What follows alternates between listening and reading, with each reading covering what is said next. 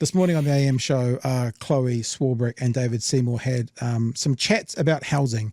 Let's have a look at that conversation. We're looking at about 6.5% year on year, so that's still up above CPI at 4%. Talking rent.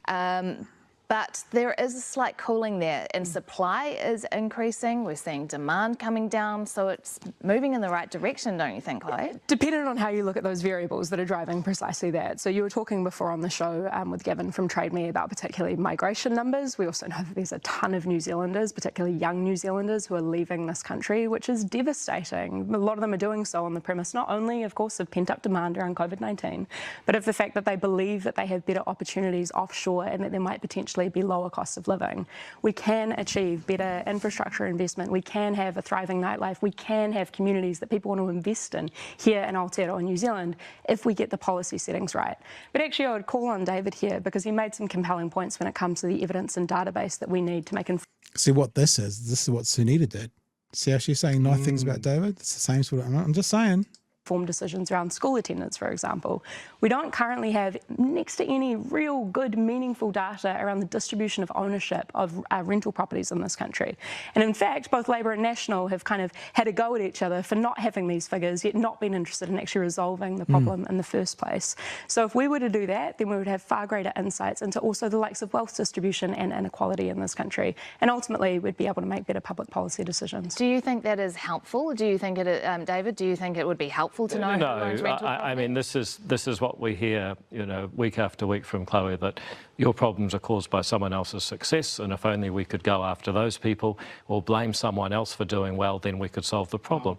The truth is that there are two things that need to happen. Number one, make it easier to build a house. The easier you make it to build a house, the more there will be, the more choices tenants will have. Number two, make it easier to be a landlord. The easier it is to own a house and rent it out to another person, the more choice there will be, the more pressure there will be on prices. The basic facts are that in the last 2 years of the previous government, rents went up $200, and they're still going up. We've still got... Do you notice those still, I'm sorry, I don't interrupt it, we'll ever keep going. Do you know that no one ever still goes, why? Rent's going up by $200 a week. Sounds bad, is bad. Why? Why do they go up by $200 a week? That's what I'd want to know. Because then you can figure out, like via some evidence, how to address that issue of why they went up. No one ever asks it. No one ever goes, why? Really bad momentum on inflation right across the economy. I accept all that. But what is our government doing about it? Well, number one, making it easier to kick people out of their houses with no-cause evictions. And you know what one of the effects of that is? If it's easier to kick out a bad tenant... This is beautiful. This is literal, people who are anti-science. This is literal anti-evidence. David Seymour shows his whole ass here by saying how much he doesn't believe in evidence. And you know what one of the effects of that is? If it's easier to kick out a bad tenant, then a landlord... increase rents. Yes, that's what the evidence bears out. Then a landlord is more likely to take a chance on someone that maybe doesn't have good references, that maybe has a bad history. There is no evidence for that whatsoever. You always talk about evidence, Chloe, but just a second. It kind of matters if you public policy. Well, yeah, but you often don't have any. You constantly talk about evidence. Chloe, when you talk about evidence, it ruins the points I'm trying to make. There is no evidence for that whatsoever. You always talk about evidence, Chloe, but just a second. It kind of matters, David, to make good public policy. Well, yeah, but you often... Yes, evidence matters to make good public policy, indeed. There's another clip to play, Chu, but jump on that one first, sir. Vibes. Yeah. I would also vote for Chloe's eyebrows for literally any position of authority anywhere in the world.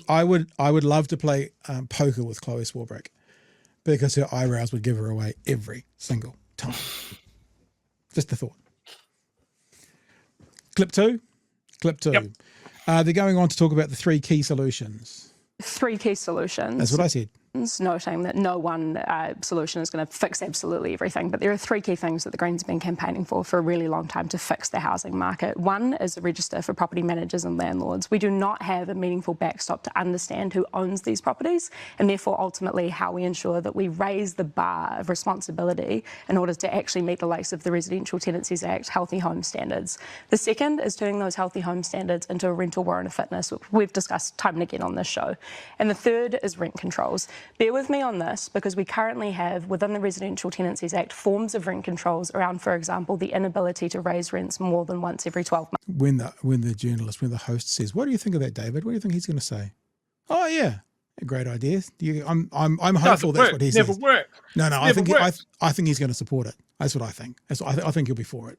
Oh, okay. However, what the evidence shows is that if we move to a no-cause eviction model, then landlords can kick out their tenants in order to increase rents. I just want to go back to that. I just want to go. Hang on, I'm sorry. I just want to go back to the owners and. Aren't you in saying that that's, you know? I just want to clarify something, because I think it's really important. I'm sure most people have got it, but for the one person watching that doesn't, what Chloe's saying is if there's no fault evictions, and you want to put the rent up but you can't legally, you just boot the people out, you put the rent up, you bring people in. So that's why the evidence, as Chloe cites, shows that no fault eviction, or no cause eviction, I think it is, enables rents to go up more quickly. Because the landlord will go, "Oh shit, we've got to replace that roof. Oh shit, I need $50 more a week. Okay, you guys are gone. See ya." And then add 50 on and re-advertise the place. And look, let's be clear, that happens now, but landlords have to come up with a reason. Sure. Like, you can evict anyone on a shorter term if they're going to do major renovations, or if they're going to live in it, or that sort of thing. And then, oops, okay, no, I don't need to do the renovations. It was all a mistake. I was mistaken. New tenants, rent's gone up $100. Yeah. If they don't even have to do that fig leaf anymore, then, yeah. How often? Yeah, I don't like your face. You asked me to fix too many things. Fuck off. We'll get someone else in. We'll get someone else. That knows. And if you're a tenant and you know you can get booted for anything, are you going to stick up for your rights? Yeah. All right. No. This has got lessons. About 60 seconds to go. I just want to go. Hang on. I'm sorry. I just want to go back to the owners and. Aren't you in saying that that's, you know, owning a property is kind of inherently makes you a bad person in some way? You know, no. We want to make sure that, you know, there's a specific type of person that's not owning a whole lot of property. No, what we want to do is have an informed public debate. Right now, we know that there's approximately 120,000 landlords. We know that there's approximately 1.5 million renters in this country, but we don't have meaningful understanding of who owns what, and therefore, if there are bad actors, how we can raise the bar. No, it's ultimately about creating a public policy environment. It's a witch hunt. And I'm sorry, but this is the kind of populism that I'm getting tired of. If it's only we could find some evidence about who owns what in this country. Oh, David's getting Populist tired of says it. What? Oh, David. Surely that is an important thing. No, because what's important is that we make it easier to build a house, make it easier to be a landlord. And if you want to talk about evidence, Chloe, you guys had 6 years. You beat up on landlords, you put more restrictions on, you put more taxes on. Rents went up $200 in 2 years. That's the evidence, Chloe. Now we're making it easier to build a house, make it easier to be a landlord, so people have choice and prices can come down. There you go. That's the end of the two clips. Joey, I mean, again, you know, no pushback for why did it go up by $200 a week. Lots of solutions from Chloe. That seems to be media, New Zealand media 2024. Yeah, absolutely. That was a dreadful interview. Look, once again, whether you agree with Chloe or not, she stated what she thought was something that could change it. She stated the reasons for it really clearly. You know, look, I'm not even on board with everything. I'd like to see more about rent controls to really understand how that would work. But when it comes to licensing property managers and that sort of thing, absolutely. Remember, most property managers are frustrated real estate agents. There are just absolute horror stories from rental agencies and rental property managers and they're just too common, and they're just too similar to look at and not go, this is a problem. So yes, I think that should be solved. I also agree with the rental warrant of fitness, because as much as the healthy home standard moved the needle a little bit, I don't think it moved it enough to provide people with warm homes that keep them healthy. Yep. You know, we've got a lot of old homes, and most of them are rentals. You know, the benefits to the entire country are very, very clear. The benefits to the owner's property portfolio may be less clear, which is where Seymour's coming in. Yeah, I'd like to know more about rent controls. Yeah, before I really weigh in on that. I also love David Seymour talking about populism.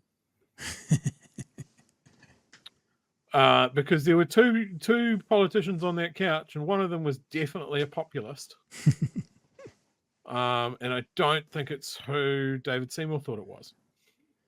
What is that? I'm rubber and you are glue. What you say bounces off me and sticks to you. That's projection. It's always projection. Every accusation is an admission. All of those sort of things. But yeah, do we really think that? You know, I'll give it to him. Building more houses is part of the problem. Well, it was part of the solution to the problem. But what David's saying is make it easier. That means less regulation. Now, we've tried this before, and we ended up with decades of fixing leaky houses. Or we'll end up with some shoddy short-term builds just to get some money moving through. What we need to do is move away from property ownership and rentals being the only way to use your investment dollars in this country. If people aren't hoarding houses, then more people can own houses, and then we wouldn't need as many rentals. But yes, he won't get out of his way to see that. I was just looking for the graph that shows the houses built under Labour, 120,000. Oh, and yes. then under National so far, 0. It's just about houses being built. And look, talking about rents going up $200, you know, what David's trying to draw there is a parallel straight to the healthy home standard, straight to the bright line test, all of those sort of things affecting rentals. And it wasn't that at all.